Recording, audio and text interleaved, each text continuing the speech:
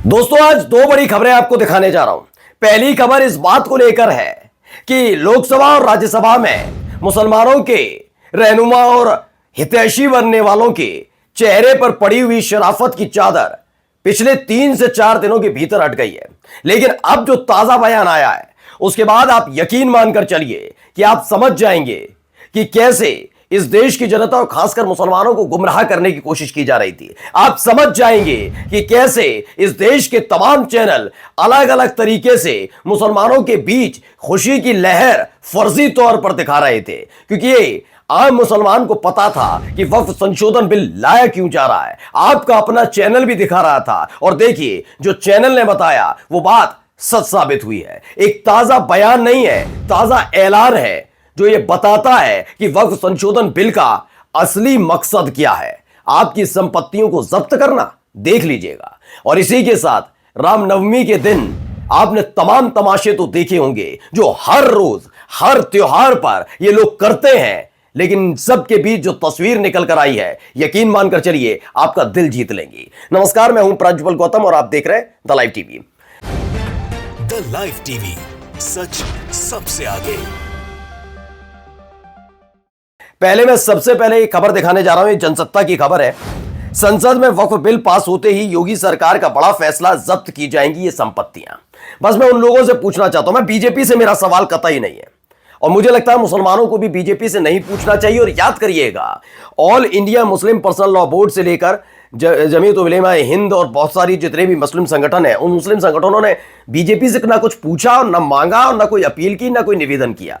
उन्होंने उन पार्टियों से किया जो भारतीय जनता पार्टी को सपोर्ट कर रही थी, उन पार्टियों से किया जिन्होंने मोदी जी का तीसरी बार प्रधानमंत्री बनने का सपना पूरा किया था, उन पार्टियों से किया जो मुस्लिम वोटों के बदौलत ही संसद से लेकर अपने अपने राज्यों में विधानसभा में मजबूती के साथ खड़े हैं, उन पार्टियों और नेताओं से किया जो खुद को मुस्लिम हितैषी बताते हैं कि बताओ, जब वक्फ संशोधन बिल को लेकर ये चर्चाएं चल रही थी, जेपीसी तक मसला पहुंचा था, तब आप मुंह में दही जमाकर क्यों बैठे थे? हमारी शिकायतें, हमारी आपत्तियां, हमारे जो सुझाव थे वो वक्फ संशोधन बिल में कहीं क्यों नजर नहीं आए? वो सिर्फ आपकी वजह से नजर नहीं आए।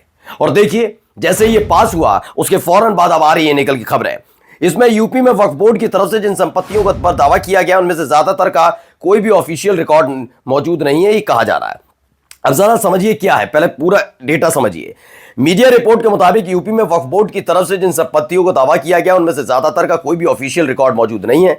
रेवेन्यू रिकॉर्ड के अनुसार सुन्नी वक्फ बोर्ड की केवल 2500 से ज्यादा संपत्तियां दर्ज हैं, वहीं शिया वक्फ बोर्ड की 430 प्रॉपर्टी ही रजिस्टर हैं। वहीं वक्फ बोर्ड के आंकड़े कुछ और कहते हुए नजर आ रहे हैं। वक्फ के मुताबिक ये आंकड़े कहीं ज्यादा हैं। सुन्नी वक्फ बोर्ड की 1,24,355 प्रॉपर्टी और शिया वक्फ बोर्ड की 7,785 संपत्तियां हैं। अब आप कह रहे थे ना 2025 तक से पहले की जितनी संपत्तियां हैं, ये तमाम चीजें हैं 2025 से अभी ये लागू होने के बाद, अभी तो लागू को लेकर ऐलान नहीं किया, लेकिन लागू होने के बाद उससे पहले की जितनी संपत्तियां वक्फ बोर्ड के अधीन रहेंगी वो अपना देखते रहे। मैं पहले भी कह रहा था ये होने ही नहीं जा रहा।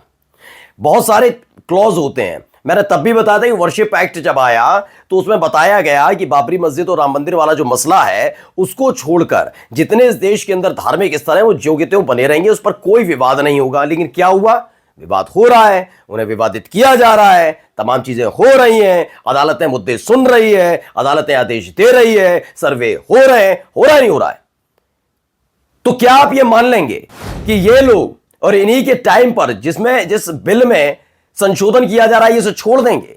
2025 से पहले की जितनी प्रॉपर्टी है उसको वक्फ बोर्ड देखेगा, सही बात है, लेकिन अगर वो विवादित हो जाएंगी तो अपने आप ही स्क्रूटनी में आ जाएंगी, इनको कोई रोक नहीं पाएगा और ये होना है। अब देखिए, काम शुरू हो चुका है। तो जो बड़ी बड़ी डींगे आंक रहे थे ना, उनको मैं बताना चाह रहा हूं कि देखिए, अब देखिए एक और तस्वीर निकल के आई।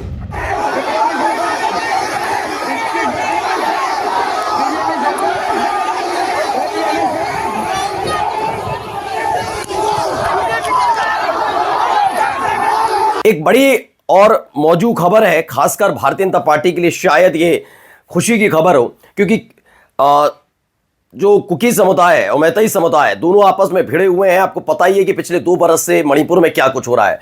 संसद के अंदर एक अडानी का मुद्दा, एक मणिपुर के मुद्दे पर गला सूख जाता है भारतीय जनता पार्टी का, इस देश के आका का। आपको मालूम ही है। लेकिन इन सब के बीच मणिपुर के अंदर ये सारा का सारा विरोध प्रदर्शन चल रहा है।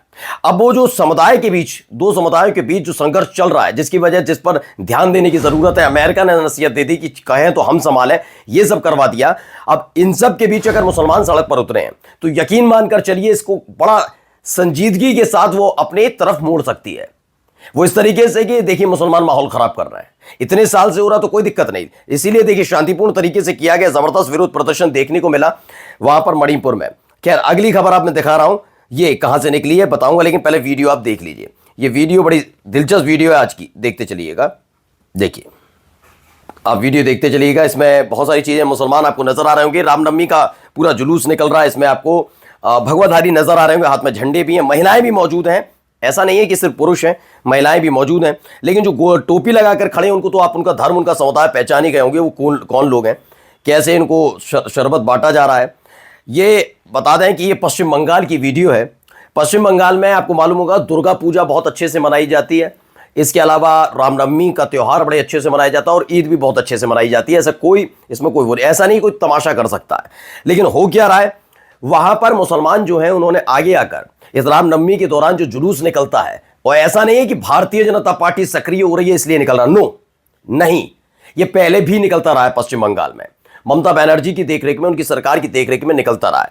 अब वहां पर ये देखिए कितना जबरदस्त तरीके से उन्होंने व्यवस्था की। मुसलमानों ने आगे आकर इस रामनवमी के त्यौहार में, जो वहां से रामनवमी के मौके पर यात्रा निकल रही थी, मुसलमानों ने उनको, चूंकि गर्मी पड़ रही है, बेतहाशा गर्मी बढ़ती जा रही है, 40 डिग्री तक सेल्सियस पहुंच रहा है तापमान, ऐसे में उनको शरबत बांटा है कि आप अपनी यात्रा निकालिए, सुचारू रूप से निकालिए, धर्म की बात है, ये सब चीजें कीजिए। ये बहुत दिलचस्प तस्वीर निकलकर सामने आई। अब देखिए एक और वीडियो खबर निकल कर आई है, इस वीडियो को भी देखिए।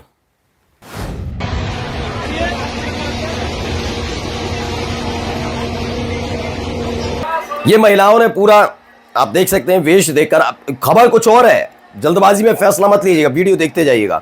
महिलाएं पूरे भगवा कपड़े में आपको नजर आ रही होंगी, सर पर पगड़ी भी पहन रखी है और एक रामनवमी की पूरी यात्रा निकल रही है। ये कहां से निकल रही है मैं समझा देता हूं। दरअसल ये दावा किया गया है जुबेर की तरफ से कि बिहार की ये खबर है। बिहार में क्या है, रामनवमी पर कटिहार से आई बहुत जबरदस्त तरीके से एक तस्वीर निकल कर आई। दरअसल ये रथ यात्रा निकल रही थी, ये जो शोभा यात्रा ये निकलनी थी एक मस्जिद के सामने से। अब मस्जिद के सामने से निकलनी है, सबको पता है कि शरारती तो तैयार रहते हैं, और मैं बार बार कहता हूं इसको, चाहे कोई कैसे भी ले, दोनों तरफ से मैंने हमेशा देखा है। खास तौर पर इस दौर में तो भैया हमने देखा ही है कि कैसे हिंदू समुदाय से, जो अपने आप को हिंदू समुदाय नहीं हिंदू संगठन का बताते हैं, वो तमाशा करते हैं। तो इन महिलाओं को बड़ा चिंता थी, इस पूरी जो शोभा यात्रा निकाली जा रही थी, उनको पता था कोई तमाशा किया जा सकता है, इसलिए उन्होंने मानव श्रृंखला बनाई। किसके सामने? मस्जिद के सामने, कि कोई मस्जिद के सामने खड़े होकर क्या मस्जिद के करीब तक ना जाए और आराम से ये शोभा यात्रा निकले। तो महिलाओं ने इसकी जिम्मेदारी उठाई, क्योंकि पुरुषों से उठवाई जाए तो आपको पता ही है, देख ही रहे हैं कि संगठन आते हैं, कुछ भी करते हैं, तमाशे हो जाते हैं। तो उसको रोकने के लिए किया गया बेहतरीन तस्वीरें। वो बात अलग है, ये तस्वीर आपको नहीं दिखाई जाएगी गोदी मीडिया पर। क्या दिखाई जाएगी? ये तस्वीर है, देखिए हिंदुओं ने कितना जबरदस्त वो किया है। पहले देखिए, ये देखिए डीजे पर डांस हो रहा है,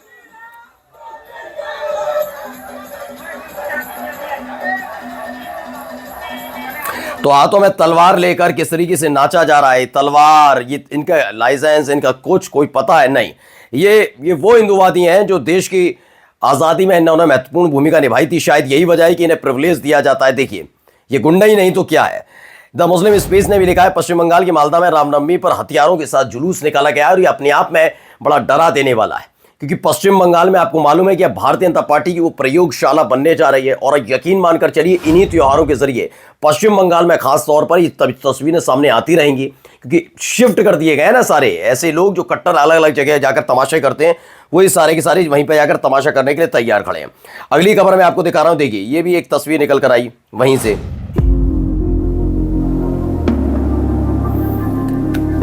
तो हाथों में तलवार है, हथियार हैं, ये इनके धर्म के आधार पर बहुत मौजूद चीज है। मुझे लगता है कि मुसलमानों से पहले कम से कम इन्हें चीन को भी आंखें दिखा देनी चाहिए थी, लेकिन नहीं, ये सारे के सारे अपने ही देश के अलग अलग राज्यों में तमाशा करते रहेंगे। तो ये तस्वीर निकल कर सामने आई है, बंगाल से निकल कर आई। रामनवमी पर जुलूस देखिए, तलवार है, कुल्हाड़ी है, उसके साथ डांस किया जा रहा है, नाचा जा रहा है, मौज। भाई उत्साह क्या है, उत्साह क्या है, त्योहार क्या है। त्योहार उत्सव का त्योहार है और उत्सव में क्या करते हैं हम नाचते हैं, गाते हैं, मस्ती करते हैं, खुशियां बांटते हैं। ये हथियार बांटते हैं, ये हथियार लेकर घूम रहे हैं, लेकिन इन पर कोई कार्रवाई नहीं। कौन है ये लोग? अब देखिए, सहारनपुर से खबर निकल कर आई है, तो मुस्लिम स्पेस की खबर है। व्यक्ति ने एक था जिसने फिलिस्तीन का झंडा लहरा दिया था। अब ये कहा जा रहा है कि फिलिस्तीन का झंडा लहराने वाले मुस्लिम युवक को नौकरी खोनी पड़ी, क्योंकि शाकिब खान ने फेसबुक पर फिलिस्तीन के झंडे के साथ अपनी फोटो पोस्ट की थी। गागल हेडी क्षेत्र के गांव निवासी सागल विद्युत विभाग में कॉन्ट्रैक्ट पर नौकरी कर रहे थे। अधिकारी साकिब को नौकरी से करेंगे बर्खास्त। इसका लेटर भी देखिए सामने आ चुका है कि आप ये नहीं कर सकते, ये काम आपका नहीं है, आप फिलिस्तीन नहीं, आप इजराइल का लहराइए। वो बात अलग है कि हमारे देश की सरकार ये नहीं कहती, लेकिन देश की सरकार नहीं कहती और उसके बावजूद इस तरह की कार्रवाइयां होती हैं, यानी कि वहां गलत है या यहां गलत है, तय ये करना होगा। लेकिन नहीं, वो जो चाहते हैं वो कर रहे हैं। अब देखिए, एक और तस्वीर निकल कर आई है। ये वीडियो कैसे तमाशे चल रहे हैं वो तमाशे देखिए। हरे रंग की इमारत है, पहचान आप गए होंगे, कौन लोग ये खड़े हैं वो भी पहचान गए होंगे। चढ़ गए फिर से गुंबद पर। अब ये कहा हो रहा है, ये दावा ऐसा किया जा रहा है, उत्तर प्रदेश के अंदर की जा रही है तस्वीरें, और इसमें देखिए तमाशे अलग अलग जगह चल रहे हैं। बहुत बड़ी इन्होंने बहुत बड़ी उपलब्धि हासिल की है।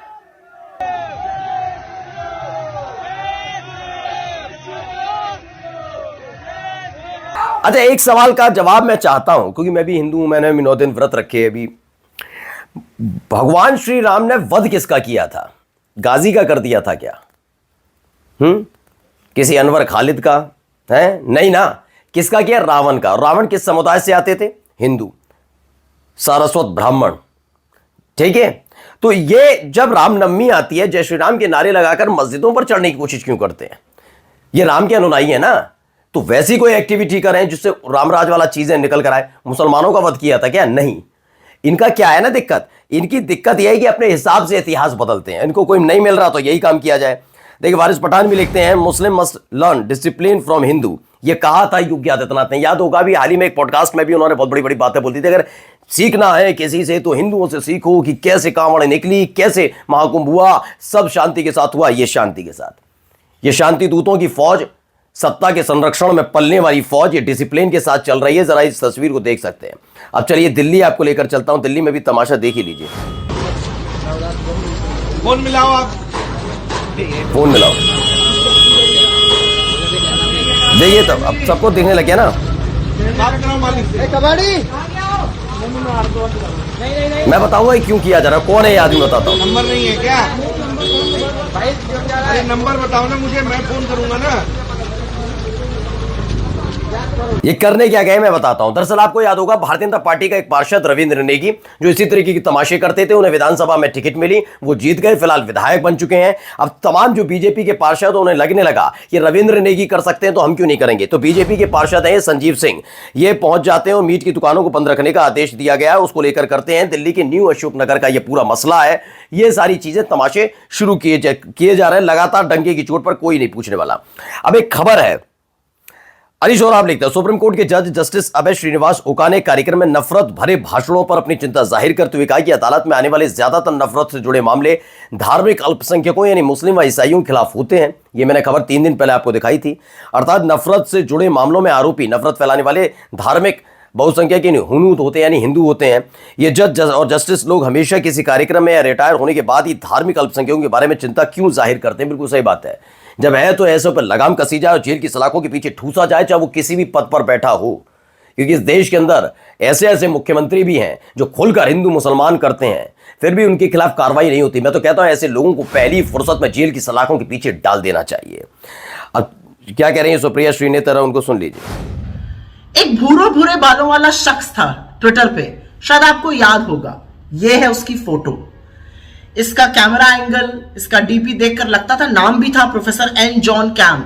लोगों को यह गलतफहमी थी कि यह विदेशी है, पर असल में इसका नाम था नरेंद्र विक्रमादित्य यादव, हिंदुस्तानी। और इतना बड़ा भक्त था, दिन भर ट्विटर पे अनर्गल बातें, विपक्ष के खिलाफ जहर उगलना, देश में बिल्कुल नफरत का माहौल बनाना। बीजेपी का बड़ा चहेता था। आईटी सेल वाले तो इसको इतना प्रमोट करते थे, खूब उनका हीरो बना हुआ। अब चलिए मैं बता देता हूं क्यों किसके बारे में बात करी। सुप्रिया श्रीनेत ने इनका बात की, एन जॉन कैम है। एक टाइम में ये लगातार ट्वीट करते रहते थे, डिमांड तक कर ली थी योगी आदित्यनाथ की कि विदेशों में योगी आदित्यनाथ की डिमांड हो रही है। नाम आपको बता ही दिया इन्होंने, विक्रमादित्य यादव। अब इसका एक ब्रिटेन का एक फेमस डॉक्टर बताता था और सोशल मीडिया पर जहर उगलता था। अब इसने जो किया वो अशम है। फर्जी डॉक्टर बनकर इस आदमी ने मध्य प्रदेश के दमोह में लोगों की हार्ट सर्जरी कर डाली, जिसमें 7 लोगों की मौत हो गई है। इस हत्यारे को बीजेपी वालों ने खूब बढ़ाया, आईटीसी सेल वालों ने खूब हीरो बनाया। इसके ट्वीट वगैरह तो खुद उत्तर प्रदेश के मुख्यमंत्री योगी आदित्यनाथ जी ने साझा किए, पर अब कुछ नहीं बोल रहे हैं क्योंकि योगी आदित्यनाथ को हीरो बता रहा था तब ये। लेकिन ऐसे लोगों को ये दम पर ही अपने चेहरा चमका सकते हैं। भारतीय जनता पार्टी पर और उनके नेताओं पर अपना कुछ नहीं है। नमस्कार। द लाइव टीवी, सच सबसे आगे।